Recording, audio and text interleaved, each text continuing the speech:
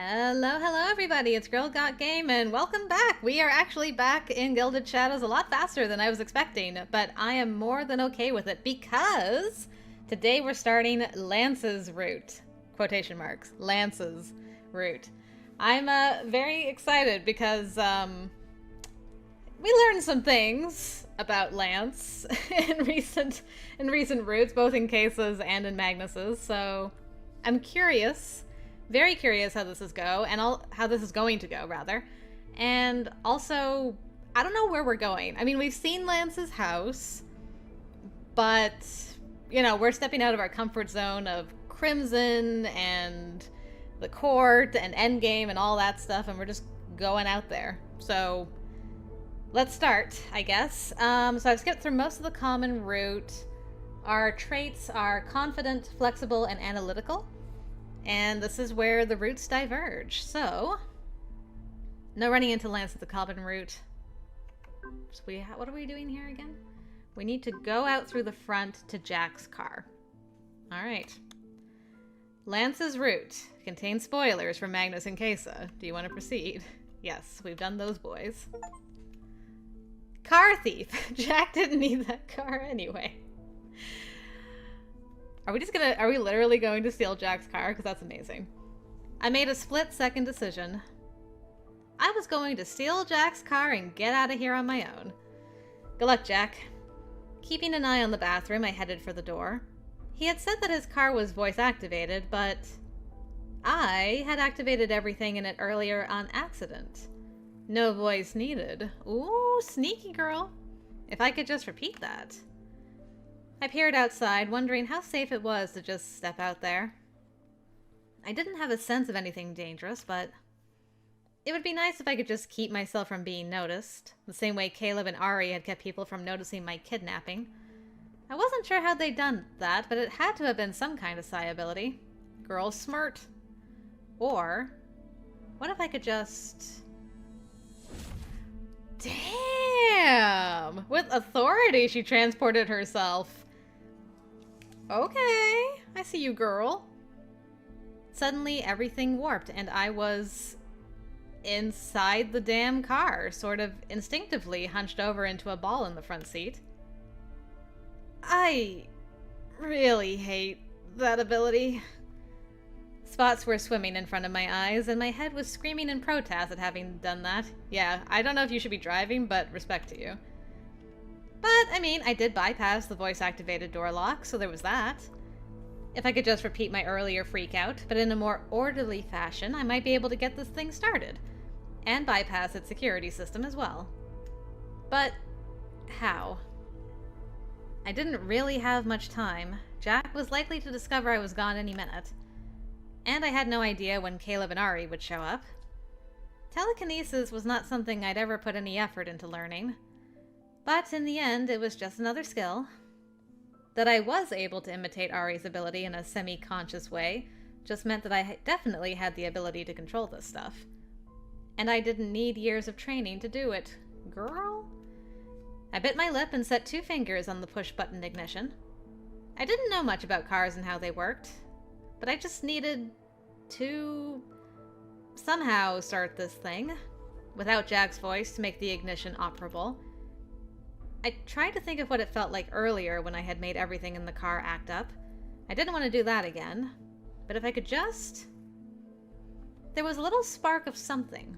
I wasn't sure how to describe it. It felt like walking in on a sleeping friend and trying to get them to wake up. I prodded that ability I'd always tried to ignore. Something stirred, and there was a sharp pain in my head as the vehicle shuddered to life. I sat there panting, forehead against the steering panel. Ugh, my head. Jack had mentioned psi fatigue before, and I was surely just making that situation worse. Oh, 100%.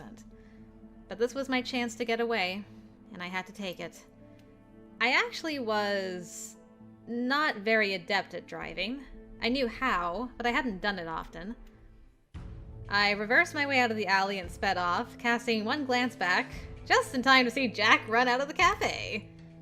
He was running after me, frighteningly fast. Definitely faster than any human should reasonably be able to run. Fear pierced my heart as I thought for just a moment he might catch up. I floored it and didn't look back again. Wow. Okay, she's driving. We didn't even meet Lance. We're on our way. Okay. Twilight Waste, Chapter 1. I can't believe this girl is suffering majorly from psi fatigue and is driving her own butt out of there. It's amazing. I lost track of how long I drove, and I certainly had no idea where I was going. For a while I was in a haze of delirium, just driving to get away. No thoughts beyond that. If I had stopped somewhere, I might have been able to figure out my exact location and how to get home, but I was afraid to do it. And even through the anxiety, I knew if I went home, they'd just find me again. My parents wouldn't have been able to help me. More than that, if I went to them, I just dragged them into all this. I'd have to contact home at some point, somehow, but not yet. Even so, I couldn't drive forever, not even curled over half asleep with the car on auto and destination set to none. Paranoia also whispered that Jack's car could be bugged or could have a tracking device of some kind. With that fear at the back of my mind, I slept lightly and just for a while, too tired and too in pain to keep myself awake. The headache was murder, and it woke me at some point. Based on the clock in the car, I grabbed an hour and a half of rest, no more. When I woke, it was like my brain did a little reset and I forgot I had ditched Jack. For a moment, I stared straight ahead and tried to figure out how I got in the front seat. Then everything crashed back in, along with a healthy helping of guilt for leaving him behind. I struggled to a more upright position, a soft sound somewhere between a yawn and groan catching in the back of my throat. Running a hand down my face, I watched the road ahead, focusing on the growing light outside the window. I didn't know where I was going, and I kept looking into the rear mirrors as if I'd see some ominous black car giving chase. I was on some lonely expanse of open road on my way out of one dome and into a long tunnel that would inevitably bring me to another. My hands found a place on the steering bars, though I didn't take the car off auto. I couldn't drive forever, and I couldn't go home. So where could I go? If I stopped somewhere, the moment I checked into a hotel, they'd locate me from the payment information. And my parents... I hope they're okay. The thought of someone showing up at their house for me made me sick. I had to find a way to get in touch with them, though how I could do that without that being traced, I didn't know. Escape couldn't be worth this, but I didn't know what else to do. Would I be in trouble for what happened at that building? Even if Caleb and Ari were all right, it didn't change that I had destroyed a building with them in it. And I'd run away and left them there. Did that count as assault? Or attempted murder or something? I didn't know. It had been an accident, but that didn't change what had happened. Thinking about it made my head hurt even more. I slumped back down in the seat. For now, all I could do was drive. When I reached the next city, I'd stop, though. Whatever city that was. I'd have to stop and really think about the situation and what to do. At this point, it might be better to let Endgame catch up to me. I suspected it was better than letting anyone else find me anyway. I reached up to rub my forehead, wishing I had something for the pain. It might be a little better than before, though. And at the very least I was alert, an improvement from before. Not quite up for driving, though. As soon as I thought that, the twinge of guilt and anxiety returned. This was a stolen car, after all. Something else to add to the list of potential crimes. Something told me Jack wouldn't be keen to report it, though. Then again, maybe he stole it in the first place. Somehow I wouldn't put it past him. But I felt bad for running off on my own like that. A stupid emotion. I had no idea who Jack really was or what his actual motives were. I shouldn't feel guilty. I did what was necessary to protect myself. I wish I knew how to get to that detective. Oh girl, just you wait. He's coming up, don't you worry. If there was anyone I could go to for help, it might be him.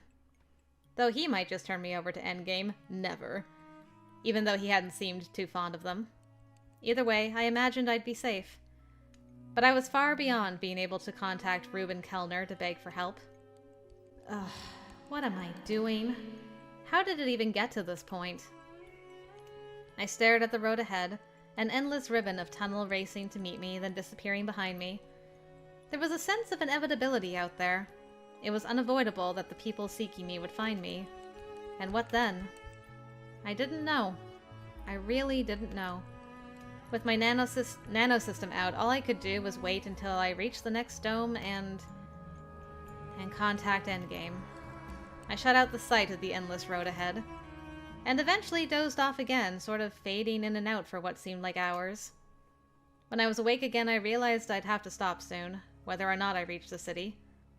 I was just thinking that, I'm like, I imagine these cars don't run on gas, but they probably only have, like, so far they can go. The power cell only had about 2 hours of charge left, and what would happen then, I didn't know. I must have been heading to some remote dome or other, because once I'd entered that tunnel, there was nothing else but tunnel in sight. The monotony had begun to wear on me, and I decided it might be time to stop and stretch my legs anyway. I also sort of had to go to the restroom, and how that was going to work, I couldn't say. So realistic. I hadn't seen another car in ages, but I wasn't about to relieve myself in the tunnel unless I got desperate. Still feeling the weariness permeate deep into my body, I finally turned the auto controls off and put my hands back on the steering bars. I'd have to figure out something regarding the power cells soon. But for now, I'd just pull over and... When the sudden feeling of menace hit me, I curled over the steering panel, wincing in pain and alarm. It was behind me! It was right behind me! I had no time to react. Oh, Lord. An echoing boom sounded at the same time. It felt like something struck the back of the small car. That sent me spinning out of control. I screamed and yanked the steering bars the opposite direction, instinctively hitting the brakes. The car tipped sideways, and in what seemed both fast and slow, the world tumbled sideways, upside down, then sideways again. I smashed into the interior wall of the vehicle, the restraints not doing much to keep me in place. The car was airborne, but it only lasted a second before it slammed back into the ground, skidding across the pavement. Pain jolted through my body as metal screamed and twisted. Everything went black. I had no idea how long I'd blacked out. Seconds, probably. Oh boy. Well, that's not looking so good. Oh, she be injured too. Yikes. When light faded back in, there was just enough pain to pull me out of unconsciousness, and the smell of smoke made me struggle to free myself. The little car had come to rest perpendicular to the ground against the wall. The door was smashed and partially open. I shoved against it weakly, biting back a cry at the intense pain. My shoulder. Something was broken, I thought. I tasted something coppery. Blood. From my head, I thought. Or maybe from more than one place. There was so much of it I couldn't tell. But pain or not, I had to get out. Somewhere I heard the heavy sound of mechanical footsteps coming closer. Metal crunched against broken glass and debris, and beyond that, the crackling of fire. And part of me wanted to just lie there. But no. Whoa. Finding the strength somehow, I pulled myself half out of the vehicle, trying to locate the source of the footsteps through blurred vision. I couldn't see it. There was smoke everywhere. But the machine was there, a dark, threatening presence in my mind and all around me. If I could just get out, get away. If I could just hide, find a place to rest. Tears stung my eyes, mingling with the blood running down my face. I reached ahead, clawing at the ground to drag myself forward as those footsteps neared. Time dragged out, slowing. Or maybe I was slowing as I fumbled outward with my mind in frantic desperation. It was an alien sensation, like searching with a spotlight that zeroed in on a hiding place. And like before, an image came to mind. A cool place, dark, isolated. The footsteps stopped less than a meter away. A soft hum filled the air. A weapon. I have to get there. I have to... I reached for that place. Damn. This is an exciting start, man. Morgan is just taking care of herself out here. The weapon discharged as the world twisted, but I never heard the shot land. I had gone. Where I ended up was dark to the point I couldn't see. What? We be in the sewers. I staggered into... water. One leg sending pain screaming through my hip and spine. Landing on my hand sent another round of pain shooting up into my shoulder. And I hurt so much that, for a few minutes, all I did was sob and gag into the water while my stomach made a pitiful attempt to empty itself, despite being empty. White and red spots swam in the darkness before me as I tried to stay conscious. I could barely keep my face out of the water, resting all my weight on just my good arm before I fell back against a rough, curved wall, still choking and sobbing. That was the first moment I really thought I wouldn't make it home. For a long time, I lay curled in what seemed like some sort of tunnel, until at some point I didn't have the energy to weep anymore. I just sat with my legs half submerged, listening to the sound of trickling water echo around me. The pungent odor of mold and fetid water crept into my clothes and hair, and there were no other sounds. I tipped my head back, shutting my eyes. Even behind them, the darkness spun away from me as if I was on a carousel. Of course, I'd hit my head pretty hard earlier. Then teleporting again when I already had psi fatigue. Somehow I found the strength to reach up and touch the painful spot on the side of my head, only to pull my fingers away when they met a sticky wound. I was alive. That at least was something. But I was so tired lying there, my eyelids heavy with sleep.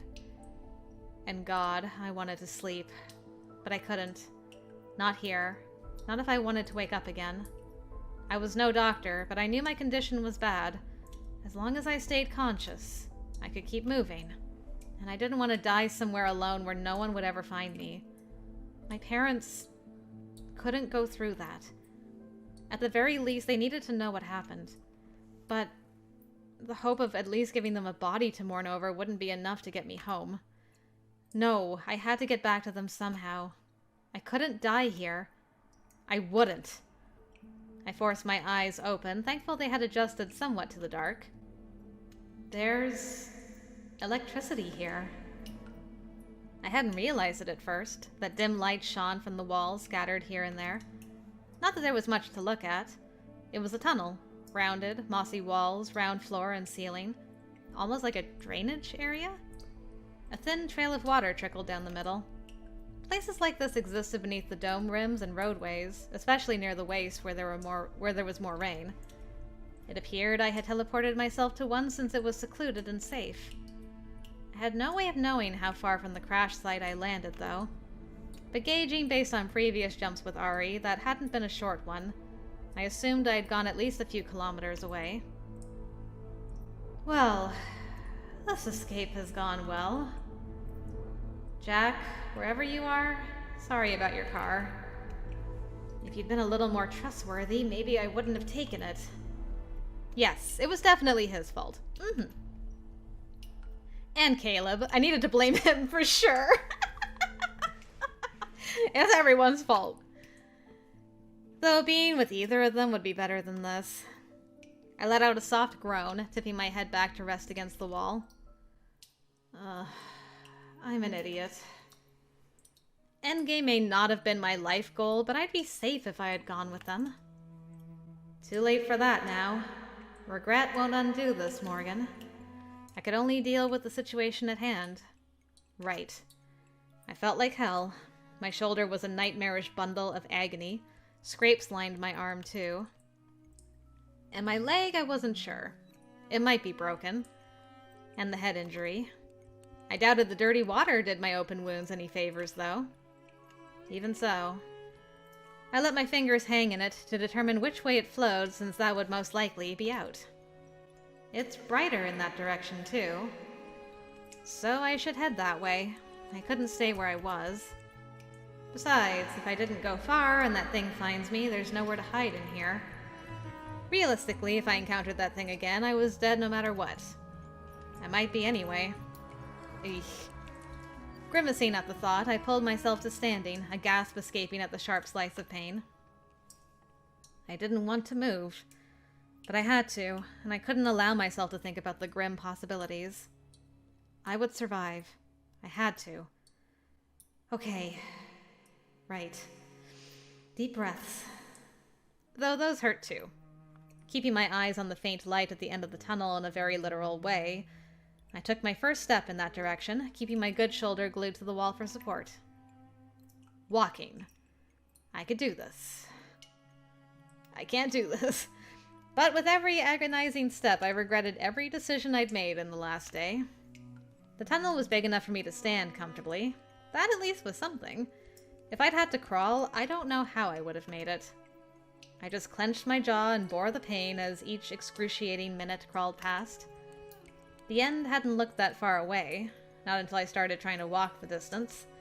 Then it felt like 10 kilometers. Each step I counted with a hiss through my teeth. Focusing on breathing and keeping my balance kept my mind somewhat off the pain. It was weird because I could almost sense what seemed like a cool draft. And faintly, a noise almost like wind reached my ears, a low moan that reverberated around me in an eerie way. Where even am I? I reached the end of the tunnel, pausing just before the turn to catch my breath. My vision was getting worse. If I didn't find my way out, I would pass out down here. And then... the image of my abandoned corpse curled over here alone and never found is what spurred me to keep going. I turned the corner, and there was another blast of air, warm and bringing with it unfamiliar scents. I could only stand and gape at the blurry, warm light in front of me, for a moment forgetting to breathe at all. Of course! How did it not dawn on me before? This was a drainage system. Where else would it be draining water to? For a moment, I almost forgot the pain as I staggered towards the light. I was outside the domes. Outside. It was so easy to think of the waste as a faraway place, but it was always just right outside. And now, right in front of me. Pain bled back in as the shock receded. Ugh. Now what? I slid down the wall, both hopeless and amazed. Behind me somewhere might be the way back inside the dome, but I couldn't walk anymore. Wow. It's beautiful in a way. And outside was just empty wasteland. I was only lucky it opened into the twilight wastes and not somewhere more hostile. Even so, it didn't exactly look hospitable either. This might be it, huh? I leaned my head back, feeling the outside air on my face for the first time in my life. The sun, low on the horizon, cast an orange glow over the desolate landscape. I must be just on the edges of the twilight region, but it was still beautiful. I heard it was more lush further in, closer to the sea. It would have been nice to see that. It was probably pretty, too. Instead, this would be the last thing I'd see. I let out a choked laugh, even as tears stung my tired eyes. It felt like the place where, in a movie or book, the heroine would think something stupid like, this isn't so bad. But the truth was, it really sucked. Morgan, you're so real. I covered my eyes with my good hand, letting out a sob. Why had it turned out this way? It wasn't fair. Rancid anger swirled in my gut, but what could I even do about it? The people responsible for all this would never know. I wanted to scream, to hit something. Wiping away the tears, I stared at the landscape that had become an orange and brown blur. Darkness crept into the corners of my vision. I didn't want to die, but I had no energy left. No matter how much I willed my body to move, I just sat there crying. Outside where I was, there was the sound of movement. At first, I thought it must be the wind brushing some scraggly weeds against the opening or something. But no. Footsteps. Hey, it's our boy. He's in silhouette, but I recognize that silhouette with the curly hair. I heard the distinct sound of them before everything went echoing and dim. My consciousness was already fading when I saw a shadow pass in front of the light. My final thought before everything faded was that it was a person, not that damned robot again.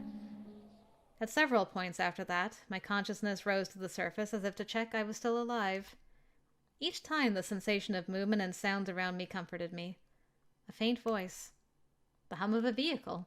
It was loud and rickety, but with an impossibly smooth sort of movement. A hover car? I had come to enough the thought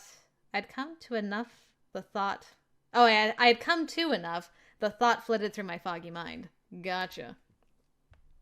Through the haze, I saw the back of the person in the driver's seat. Their voice tickled the back of my mind, low and humming words I couldn't understand. I tried to cling to consciousness, to speak to them. Then it all went black again. For how long, I didn't know. Hello. Nice to meet you. The next time I opened my eyes, I was lying in a darkened room bundled into soft, warm bedding. I just noticed that his shirt has leaves and vines on it. My goodness, this guy loves plants so much. Everything still hurt badly. Someone leaned over me, an unfamiliar man with a shock of tousled silver curls with faded black ends. His expression, what I could make out of it, was concerned. Though the rest of his features were a blur, his eyes stood out. Clear, silver, shining in the dark as if luminescent. He spoke, but I couldn't understand the words. I tried to respond, my hoarse voice little more than a croak of pain. I felt so hot. My face was burning and my eyes wouldn't focus. His features cleared for just a moment and I could hear his words over the ringing in my ears. You need more rest. Please stop trying to move. In that moment, relief to be alive flooded my being. He must have saved me at the last moment. I wanted to say thank you, to ask his name. The words wouldn't come out. He set a cool hand on my forehead, that gentle gesture enough to keep me in place, weak as I was. You're safe now. Just rest. I shut my eyes again and slept. And surprise, surprise, we've got a green shirt too. We already match. When I finally awoke again, it was sudden.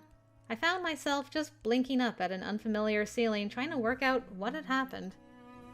I bolted upright, letting out a soft groan and flopping over when I remembered I almost died in a horrific car accident and thus was in a lot of pain.